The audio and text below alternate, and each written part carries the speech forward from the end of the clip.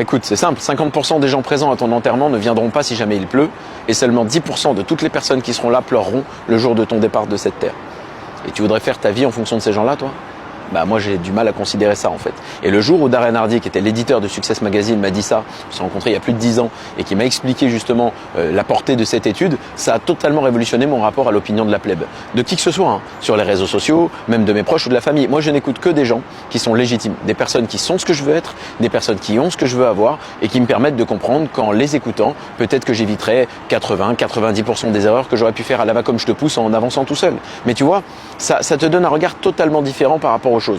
Fais ce qui est moral, ce qui te convient, ce qui est éthique, en phase avec tes valeurs, avec tes objectifs, ce qui est important pour toi, mais pas encore une fois pour suivre les conseils de tonton omniscient qui sait tout sur tout et qui essaie de t'imposer une trame, parce que ça marche pas. Je sais que les gens autour de toi croient être bienveillants, mais en fait c'est pas ça.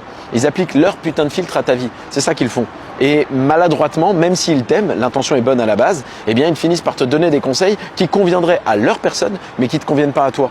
Et tu les écoutes pour au final te poser la question de nombreux regrets de ce que tu n'as pas fait. En fait, c'est ça la clé. Imagine qu'il te reste 24 heures à vivre, puis tu te poses la question de la liste des choses que tu aurais aimé faire. Fais ça.